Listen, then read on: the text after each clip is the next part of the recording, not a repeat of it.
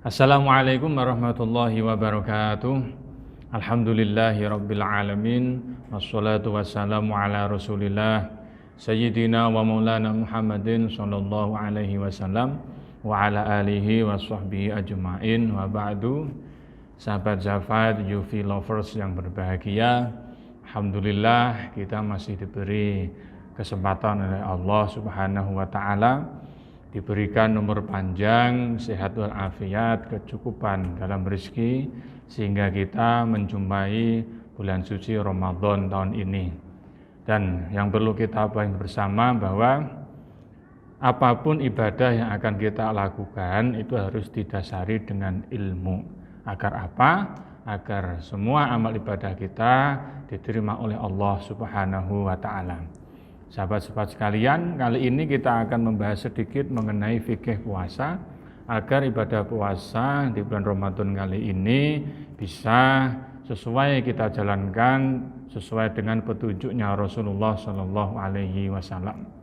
Dalam hal ini kami akan menampilkan keterangan mengenai fikih puasa di dalam kitab Fathul Qorib yang sudah maklum di kalangan pesantren.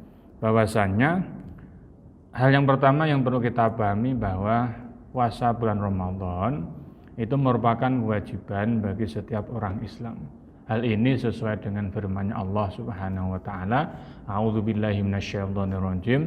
Ya ayyuhalladzina amanu kutiba alaikumusyamu kama kutiba alal ladzina min qablikum la'allakum tattaqun. Bahwasanya kita ini diwajibkan puasa di bulan Ramadan sebagaimana puasa-puasa pada umat terdahulu, agar apa? La'allakum tattaqun, agar kita ini bisa menjadi hamba-Nya Allah yang bertakwa kepadanya, yakni menjalankan semua perintahnya dan menjauhi semua larangan Allah Subhanahu wa taala. Daripada itu juga ada sabdanya Rasulullah Shallallahu alaihi wasallam mengenai rukun Islam, yaitu buniyal Islamu ala khamsin. Bahwasanya rukun Islam itu dibangun di atas 5 pondasi. Salah satu di antaranya adalah wasaumi Ramadan, yaitu puasa di bulan Ramadan. Sehingga puasa di bulan Ramadan secara dalil nas baik dari Al-Qur'an maupun Al-Hadis itu sudah jelas bahwasanya kita semua ini mendapatkan kewajiban secara individu atau fardhu ain untuk menjalankan ibadah puasa di bulan Ramadan. Hal yang perlu kita pahami sebelum itu adalah ada beberapa syarat wajibnya puasa, atau dapat dikatakan siapa sih yang wajib melakukan ibadah puasa di bulan Ramadan. Yang pertama adalah al-islamu, yaitu beragama Islam. Kemudian al-bulugh, yaitu sudah baligh, sudah mencapai usia baligh 15 tahun atau sudah pernah mengeluarkan mani atau sperma. Kemudian yang ketiga adalah al-aqlu, akalnya normal dalam arti secara psikologis tidak ada gangguan atau tidak ada penyakit kejiwaan yang lain, normal akalnya. Kemudian yang keempat adalah al-qudrah, mampu baik secara hissi, secara indrawi, yaitu fisiknya mampu dalam artian ada kekuatan ataupun dalam kondisi sehat, tidak sakit. Kemudian mampu secara syar'i, dalam artian dirinya tidak ada manik, tidak ada penghalang untuk menjalankan ibadah puasa di bulan Ramadan. Seperti halnya yang terjadi pada kalangan perempuan, yaitu haid ataupun nifas. Sehingga seorang perempuan yang sedang haid atau nifas itu secara syar'i dia tidak mampu melakukan ibadah puasa Ramadan. Jadi itu adalah 4 syarat wajibnya seseorang melakukan ibadah puasa di bulan Ramadan. Kemudian di dalam kitab ini juga diterangkan bahwa wa faraidus shaum arba'atu asya. Fardunya puasa atau yang kita kenal dengan rukunnya puasa itu ada 4. Ahaduha an-niyah bil qalbi. Fa in kana shaumu fardhon ka Ramadan aw nadhron fala budda min iqa'in niyah lailan. Yang pertama, fardunya puasa atau rukunnya puasa adalah an-niyah fil qalbi, niat di dalam hati. Karena niat pada intinya adalah di dalam hati, bukan pada lisan. Adapun kita mengucapkan niat dalam lisan untuk membantu apa yang akan kita batinkan di dalam hati kita nanti. Fa in kana saumu fardhon, apabila puasanya itu fardu seperti puasa Ramadan atau puasa nazar, maka niatnya harus dilakukan pada malam hari. Tidak boleh setelah fajar. Karena kalau puasanya itu nafil atau puasa sunnah, niatnya bisa dilakukan ba'dal fajri atau setelah fajar, qabla zawal, sebelum zuhur. Itu kalau puasa sunnah. Tapi kalau puasanya wajib seperti Ramadan, maka niatnya harus dijatuhkan atau dijalankan pada malam hari. Wa yajibu ta'yin fi shaumil fardhi ka Ramadan wa akmalu niyati shaumihi ayakula syakhsu nawaitu shauma ghadin an ada'i fardhi Ramadan ni hadhihi sanati. Kemudian di dalam redaksi niat itu harus ada ta'yin, spesifikasinya harus jelas. Seperti apakah puasanya itu Ramadan, seperti puasanya itu apakah sunnah atau fardu. Dalam hari ini adalah Ramadan, maka harus ada kata-kata fardunya. Paling sempurnanya niat dalam puasa itu adalah, ini adalah redaksi niat yang paling akmal di dalam kitab ini, yaitu nawaitu shauma ghadin an adai fardhi ramadhani hadhihi sanati lillahi ta'ala. Itu aku niat, nawaitu aku niat shauma ghadin, puasa besok, an adai fardhi ramadhani hadhihi sanati, untuk memenuhi fardunya Ramadan tahun ini, lillahi ta'ala, karena Allah ta'ala. Itu adalah redaksi niat yang paling sempurna di dalam kitab ini.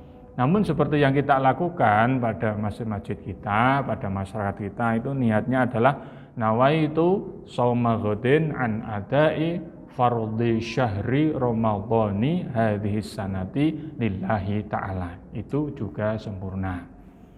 Kemudian yang kedua rukunnya adalah wasani al-imsaku anil ukli wasyurbi. Yang kedua adalah menahan diri kita dari makanan maupun minuman. Ya, wa in qallal ma'kulu wal masyrubu inda ta'ammudi. Rukun yang kedua adalah kita harus menahan diri dari makanan, minuman, meskipun itu sedikit minumannya atau makanannya. Kalau kita lakukan secara sengaja, maka puasa kita akan batal. Fa in akala nasiyan au jahilan lam yuftir in kana qariba ahdin bil islami au nasya'a ba'idan anil ulama wa illa aftara. Kemudian kalau kita makan dalam posisi lupa bahwa kita tuh sedang puasa, lupa kalau kita sedang puasa, makan ataupun minum, maka itu tidak membatalkan puasa. Atau ada salah satu di antara saudara kita itu jahilan, tidak paham bahwa makan di tengah puasa itu membatalkan. Loh, kok bisa nggak tahu? Mungkin dia itu qariba ahdin bil Islam, baru masuk Islam, baru mengenal Islam, sehingga seluk-beluk mengenai fikih puasa dia belum memahami secara detail, sehingga kalau dia melakukan sesuatu yang bisa membatalkan puasa, maka dia itu ma'dzur, dalam arti masih diberi leluasaan oleh syariat bahwa puasanya tidak batal. Atau bisa terjadi karena dia itu berada di daerah yang jauh dari ulama, yang jauh dari para kiai, sehingga informasi ilmu tentang keislaman sangat kurang diterima oleh masyarakat tersebut, sehingga kalau dia karena kebodohan tadi, karena ketidaktahuan tadi melakukan hal-hal yang menyebabkan batalnya puasa, maka dimaafkan, jadi tidak batal puasanya. Wasalisu, rukun yang ketiga adalah imsak anil jima, yaitu menahan diri dari melakukan hubungan suami istri amidan, dengan secara sengaja. Jadi hubungan suami istri itu haram dilakukan bagi orang yang sedang melakukan puasa wajib ketika dia sedang puasa, yakni mulai terbitnya fajar sampai sebelum maghrib. Tapi kalau jima atau hubungan seksual suami istri dilakukan pada malam hari, itu tidak apa-apa. Wa amal jima'u nasian fakal akli nasian. Tapi kalau dia itu melakukan hubungan seksual dengan pasangannya dalam keadaan lupa bahwa dia itu sedang puasa, maka hukumnya seperti dia itu lupa makan atau lupa minum. Jadi tidak apa-apa kalau memang dia itu lupa melakukan jima bahwa dia itu sedang melakukan ibadah puasa. Warabi'u, yang keempat yaitu kita ini harus menahan ta'ammudul qai', yaitu menyengaja muntah dengan disengaja. Falau ghalabahul qai'u lam yabtul shaumuhu. Kalau dia memang muntah secara normal, dalam arti tidak ada usaha, tidak ada kesengajaan untuk melakukan muntah, maka puasanya tidak batal. Jadi yang membatalkan puasa itu adalah muntah dengan cara disengaja. Baik caranya apapun itu, dengan memasukkan jari atau bagaimana, pokoknya kalau ada usaha dengan sengaja untuk melakukan muntah, maka puasanya bisa batal. Itu adalah 4 daripada rukun puasa atau fardunya puasa yang harus kita bangun bersama agar puasa kita nanti sah dan diterima oleh Allah Subhanahu wa ta'ala.